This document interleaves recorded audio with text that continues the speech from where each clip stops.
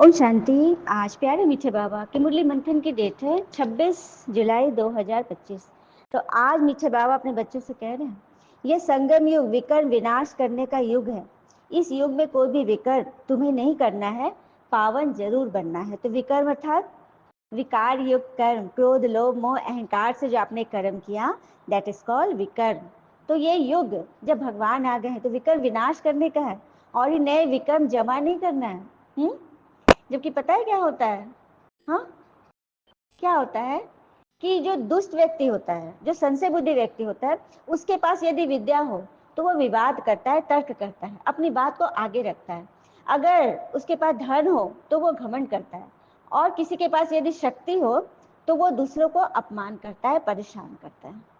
तो ये है हमारा सबसे बड़ा विकल्प। तो इससे हमें बचना है। प्रश्न है, अतीन्द्रिय सुख का अनुभव किन बच्चों को हो सकता है? उत्तर, जो अविनाशी ज्ञान रत्नों से भरपूर है उन्हें अतीन्द्रिय सुख का अनुभव हो सकता है। जो जितना ज्ञान को जीवन में धारण करते हैं उतना साहूकार बनते हैं। अगर ज्ञान रतन धारण नहीं तो वो जैसे गरीब है। बाबा तुम्हें पास प्रेजेंट फ्यूचर का ज्ञान देकर त्रिकालदर्शी बना रहे। देखिए, भगवान हमें ज्ञान रत्नों से सजा रहे, फिर भी हम एक रतन भी नहीं धारण करें, हाँ, तो क्या है? गरीबी रह गए ना। तो पास प्रेजेंट फ्यूचर का ज्ञान देकर हमें त्रिकालदर्शी भगवान क्यों बना रहे हैं? ताकि हम अभी संगम पे भी माला माल रहे। बल, ये स्थूल धन की बात नहीं हो रही, सूक्ष्म धन। स्थूल धन न भी सही, कोई बात नहीं है। एक से एक गरीब माताएं भी बहुत बड़ी साहूकार है, मन से बहुत धनी है, तो उन्हें ही अतीन्द्रिय सुख का अनुभव होता है। गीता, ओम नमः शिवाय अर्थात मैं आत्मा अपने परमात्मा शिव को नमस्कार करती हूँ। ठीक है, ओम शांति। पास्ट जो प्रेजेंट चल रहा है, फिर ये जो प्रेजेंट है वह पास्ट हो जाएगा। वही होता है ना, जो बीत गया वो अभी आगे, अभी प्रेजेंट चल रहा है, पास्ट के बाद प्रेजेंट, और फिर आगे फ्यूचर हो जाएगा। हाँ, तो ये गायन है ना पास्ट का, और वो पास्ट बन जाएगा। अभी तो पुरुषोत्तम संगम युग पर हो, पुरुषोत्तम अक्षर जरूर डालना चाहिए। हाँ, बच्चे जानते हैं संगम युग भी है, कलयुग का अंत भी है। बरोबर, संगम युग 5000 वर्ष पहले पास्ट हो गया, अब फिर प्रेजेंट है। सुना, 5000 वर्ष पहले संगम युग आया था जब भगवान साथ में आए थे, और अब प्रेजेंट बन गया, लेकिन ये फिर पास्ट हो जाएगा। ठीक है, बाबा राजयोग सिखला रहे हैं, फिर सत्युग में राज्य पाएंगे। अच्छा, राजयोग द्वारा सत्युग में तो राज करें, क्या कलयुग में राज नहीं कर सकते? यदि हमें ऊंचा पद मिलता है, लेकिन उस पद का यदि हम सही रीति से यूज न करें। आइए, रिटायरमेंट के बाद का जीवन, एक बहुत सुंदर प्रसंग सुनते हैं। दिल्ली शहर के सरोजनी नगर में एक आईएएस अफसर रहने के लिए आए, जो हाल ही में सेवानिवृत्त हुए थे। वे बड़े वाले रिटायर्ड आईएएस अफसर हैरान परेशान से रोज शाम को पास के पार्क में टहलते हुए अन्य लोगों को तिरस्कार भरी नजरों से देखते, और किसी से बात नहीं करते थे कि मैं तो रिटायर्ड आईएएस अफसर था। हाँ, एक दिन एक बुजुर्ग के पास शाम को गुफ्तगू के लिए बैठे, और फिर रोजाना उनके पास बैठने लगे। लेकिन उनकी वार्ता का विषय एक ही होता था कि मैं दिल्ली में इतना बड़ा आईएएस अफसर था कि पूछो मत, यहाँ तो मैं मजबूरी से आ गया हूँ, मुझे तो अमेरिका में बसना चाहिए था, बस खाली शेख ही बघारना। और वो बुजुर्ग प्रतिदिन शांति पूर्वक उनकी बातें सुनता था। आगे सुनिए। परेशान होकर एक दिन बुजुर्ग ने उन्हें समझा दिया, क्योंकि रोज रोज एक ही बात है, क्योंकि जिसके पास जो है वो तो वही देगा। तो उस बुजुर्ग ने उनको समझाया, आपने कभी फ्यूज बल्ब देखे हैं? बल्ब के फ्यूज हो जाने के बाद क्या कोई देखता है कि बल्ब किस कंपनी का बना हुआ था, या कितने वाट का था, या उससे कितनी रोशनी या जगमगाहट होती थी? कोई याद करता है? तुरंत उसको कचरे में डाल देता है। हाँ, बताओ, लोग ऐसे बल्ब को कबाड़ में डालते हैं ना कि नहीं? रिटायर्ड आईएएस अधिकारी महोदय ने सहमति में सिर हिलाया। तो बुजुर्ग ने फिर कहा, रिटायरमेंट के बाद करीब करीब सभी की स्थिति फ्यूज बल्ब जैसी हो जाती है। हम कहाँ काम करते थे, कितने बड़े अथवा छोटे पद पे थे, हमारा क्या रुतबा था, ये कुछ भी मायने नहीं रखता। वे आगे बोले, मैं सोसाइटी में पिछले कई वर्षों से रहता हूँ, और मैंने आज तक किसी को यह नहीं बताया कि मैं 2 बार संसद सदस्य रह चुका हूँ। वो जो सामने शर्मा जी बैठे हैं ना, रेलवे के महाप्रबंधक थे। वे सामने से जो आ रहे जोशी साहब, वो सेना में ब्रिगेडियर थे।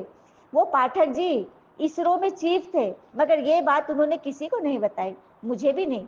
अब वो हो अब वो हो चाहे मैं, हम ये बात अच्छी तरह जानते हैं कि सारे फ्यूज बल्ब करीब करीब एक जैसे ही हो जाते हैं, चाहे 0 वाट का हो या 50 वाट का या 100 वाट का। सीधा फंडा है, रोशनी नहीं तो उपयोगिता नहीं। उगते सूर्य को जल चढ़ाकर सभी पूजा करते हैं, पर डूबते सूरज की कोई पूजा नहीं करता।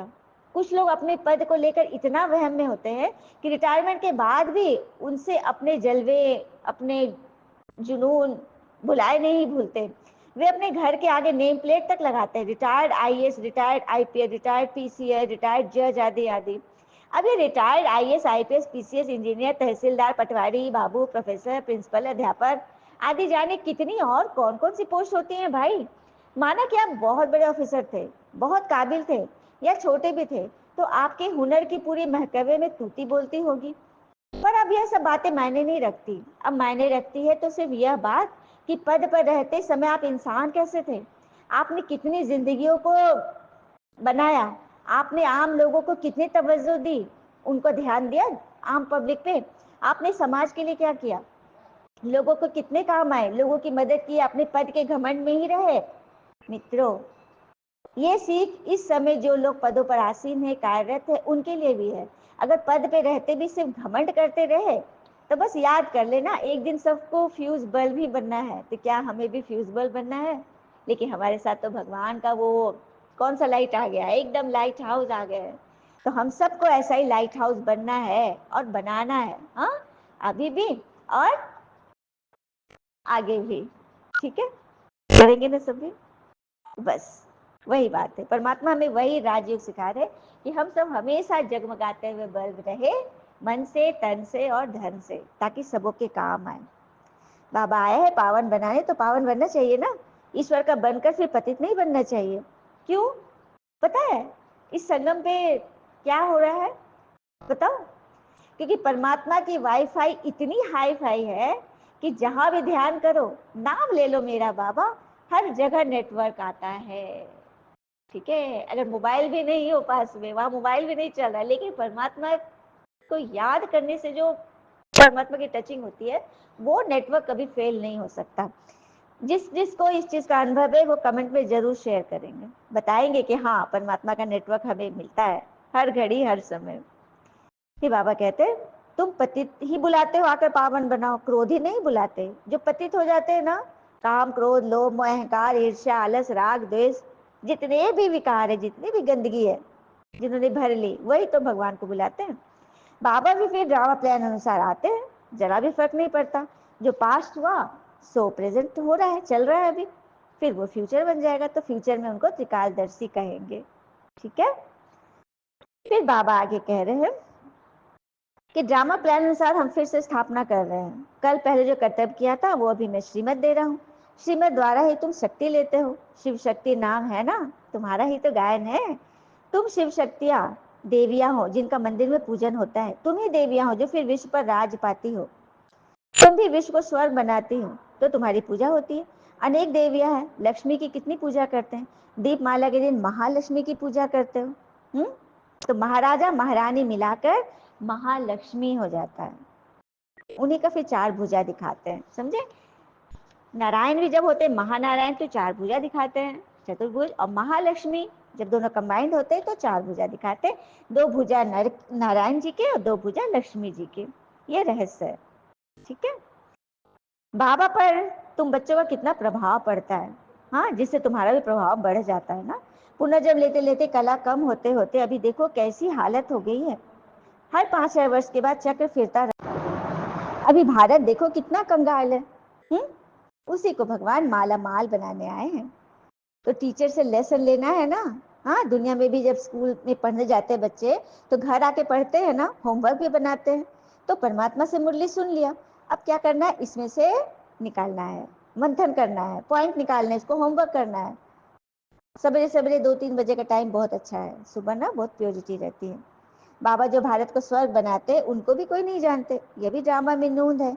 सीढ़ी उतरते उतरते तमो प्रधान बन गए, तभी तो बाबा आए हैं सबको सतो प्रधान बनाने, अज्ञान नींद से जगाने के लिए। तुम फिर औरों को जगाते हो।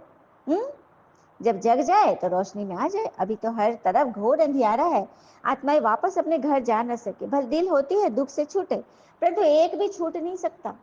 कैसे छूटेगा? दुख धाम जो है, हाँ, परमात्मा ही आकर से छुड़ाने के लिए आए हैं। और कहते हैं ना, अगर मन ऊंचा सोचने लगे तो जीवन की दिशा खुद ब खुद बदल जाती है। विश्वास और साहस सफलता की पहली सीढ़ी जो है। तो भगवान पे विश्वास करें कि भगवान आगे, वही हमें आगे बढ़ा रहे हैं। जिन बच्चों को पुरुषोत्तम संगम युग की स्मृति रहती है वो ज्ञान रत्नों का दान करने बिना रह नहीं सकते। जैसे मनुष्य पुरुषोत्तम मास में बहुत दान पुण्य करते हैं, ऐसे इस पुरुषोत्तम संगम युग पे तुम ज्ञान रत्नों का दान करते हो। सुना, भक्ति में भी 4 साल के बाद पुरुषोत्तम मास आता है ना, लीप मंथ बोलते हैं, उस समय बहुत दान धर्म करते हैं। तो पुरुषोत्तम संगम युग जो पूरे 5000 वर्ष के बाद आता है, इसमें हमें ज्ञान रत्नों का दान करना है।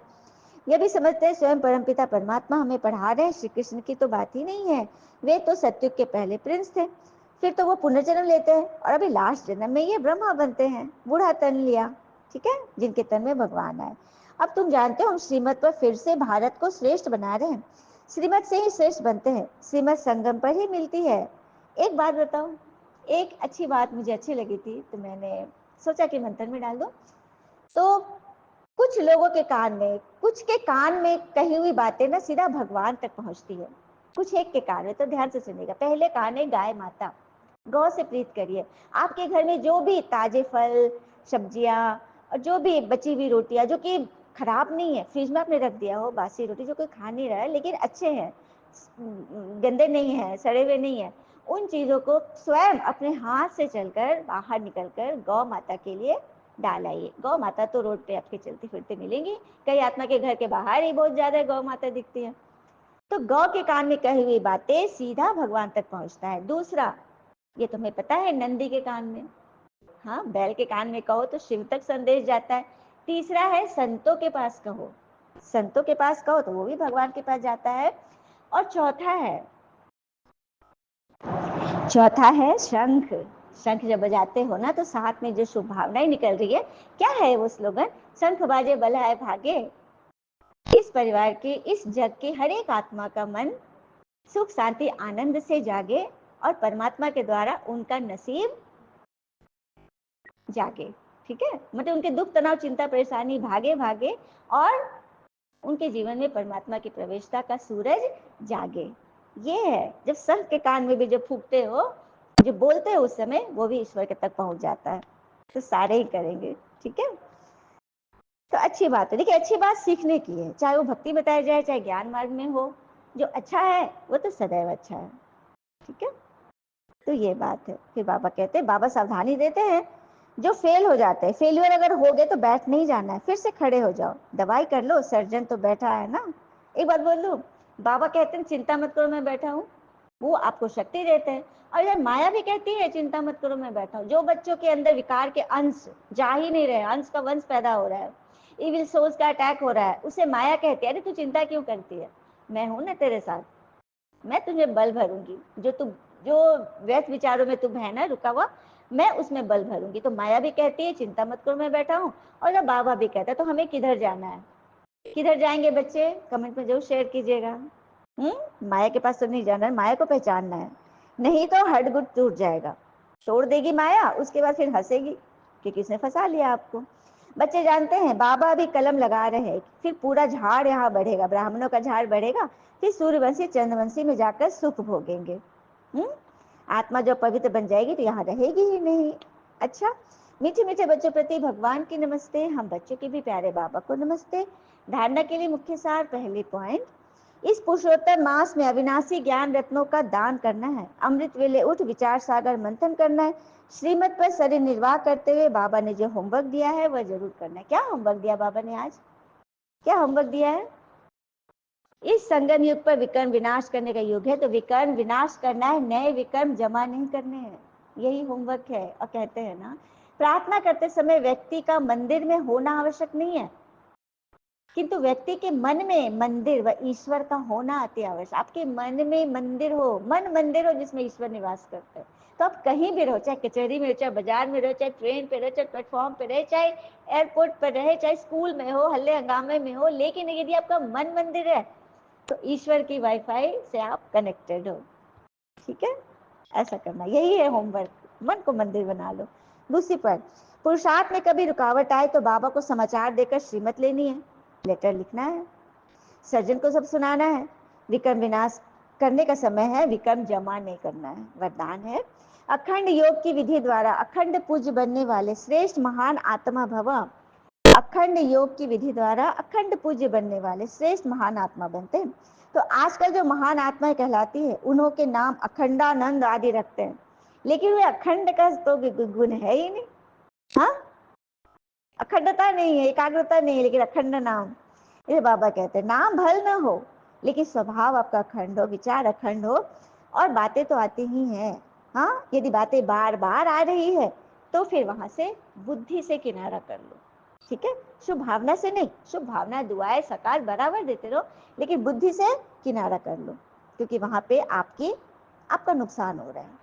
तो आप ऐसे महान आत्मा हो जो आधा कल स्वयं पूज्य स्वरूप में रहती हो, और आधा कल आपके जड़ चित्रों का पूजन होता है देवी देवता के रूप में। स्लोगन है, दिव्य बुद्धि ही साइलेंस की शक्ति का आधार है। अभी बोला ना, बुद्धि से योग किनारा करना था, दिव्य बुद्धि को उपयोग में लाओ। ये दिव्य बुद्धि का काम है, जो साइलेंस की शक्ति से अपने आप को समेट लेना। ठीक है, यही है शक्ति का आधार। सूक्ष्म शक्तियों को हैंडल करना है, और संपन्न संतुष्ट प्रेम में होकर चलोगे, व्यवहार करोगे तो सदा सफलता पाओगे। अच्छा, ओम शांति। शुक्रिया बाबा, शुक्रिया बाबा के प्यारे प्यारे बच्चे।